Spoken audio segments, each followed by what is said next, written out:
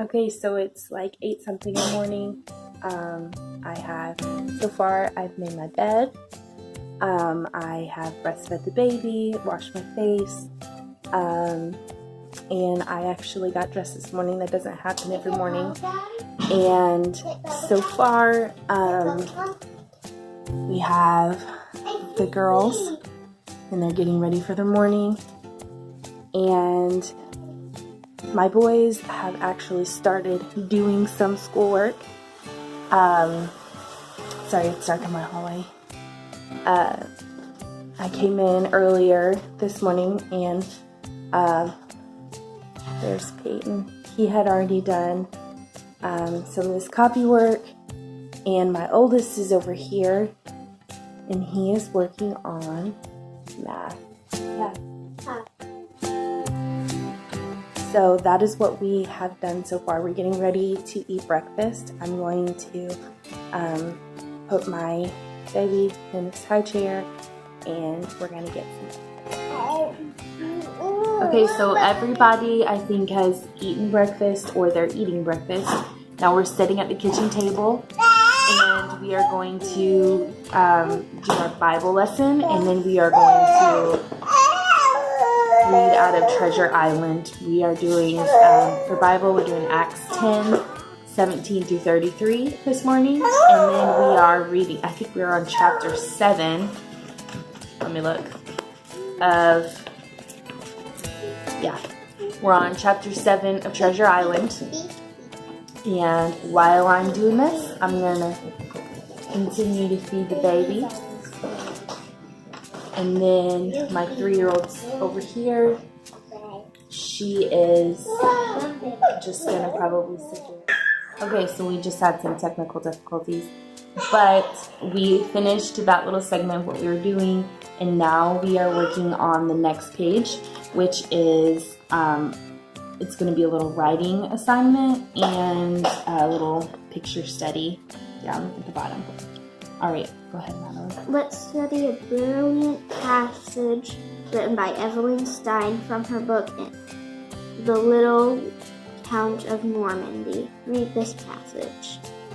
Then there were great masses of curious seaweeds, long branches of kelp, brown and crimson trailing tangled grasses, water plants with lush green leaves, spangled all over with flecks of silver. Now and then a starfish with gleaming purple or orange rays, or a round sea urchin bristling with angry spines. What is so brilliant about this passage? Can you tell? First, list all of the colors Stein used in this passage. Okay. So in this passage, you're going to find all the colors that she used and write them down. So she used... You can underline them if that helps you. That way you just underline them, and then you can write them after you underline them. Crimson, green, silver, purple, orange. Did I get all of them? Mm-hmm. All right, now copy them down in that.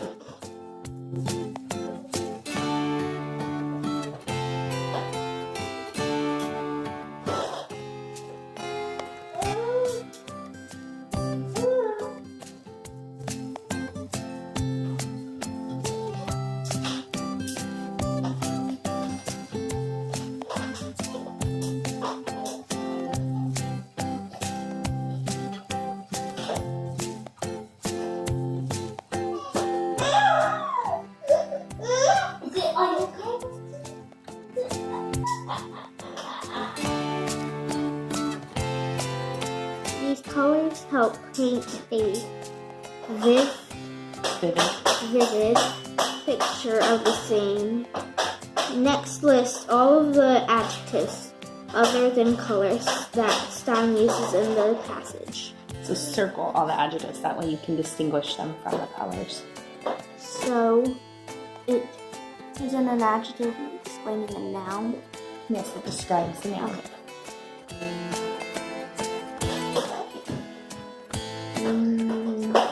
Great. Circle it, that way you aren't confusing the colors that you're doing.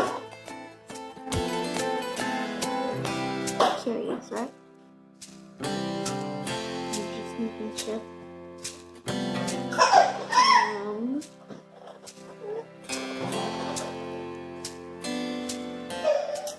Okay, so she's just going to finish this segment of all of her adjectives.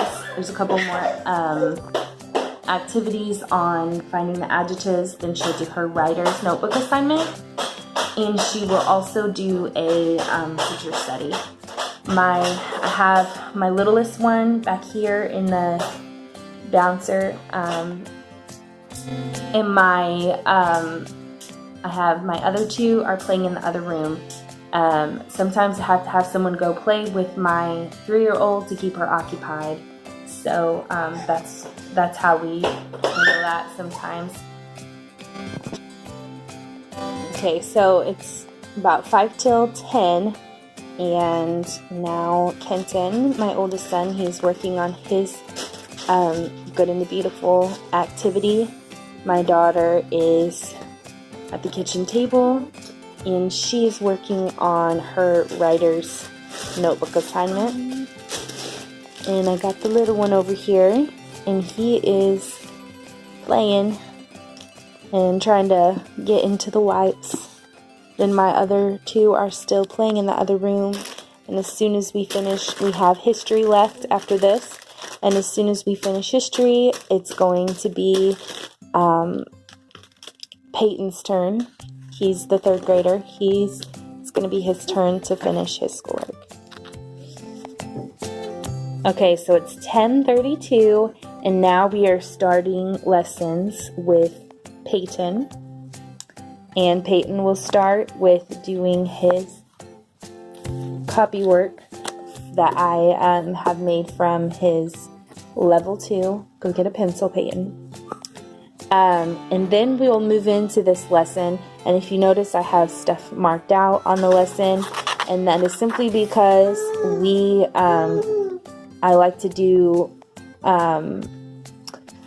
this more into like the style of Charlotte Mason, to where we're not doing as much grammar or anything. It's really heavy on grammar, the Good and the Beautiful is, even in the earlier years.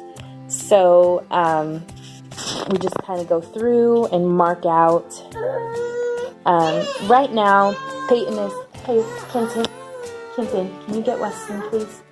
Oh. Right now, Peyton is 7 years old. He'll be 8 years old in November. So we're not really doing much grammar at all. I think the only thing that we really do in the way of grammar is every now and then I'll read him a little paragraph out of here. So I think I am going to read him this little thing here. I don't make him do the activities for it. But these dictation, I don't feel like he's ready for dictation. So we changed the dictation into copy work. And then we won't be doing these worksheets. And we won't be doing these sections. But he will be writing a sentence for some of the words, fish, boy, dog, and using this for his picture study. So now we are just finishing up math. This is the last thing that we have to do. Everyone else is finished. And we're eating a little bit of lunch. Doing some chores. And that's the end of our day. Okay, so that is pretty much what we would do for a normal school day. Sometimes we will go outside in the afternoon, but it's been really extremely hot. I've already asked the kids if they want to go outside this afternoon, and nobody wants to go outside because of the weather. So What we're going to do probably for the rest of the afternoon, since it's 11:31 and we're done with school, what we're going to do is we're going to do some chores. We've got dishes to do, clean up the house a little bit, and then they'll get to have some free time and play and just do whatever they want. So that is what a typical day looks like for homeschooling in our home. Don't forget to like this video and subscribe. I'd also love to hear what you guys do for your homeschool day, how long your homeschool day lasts. So just leave all those in the comments, and just have a good day.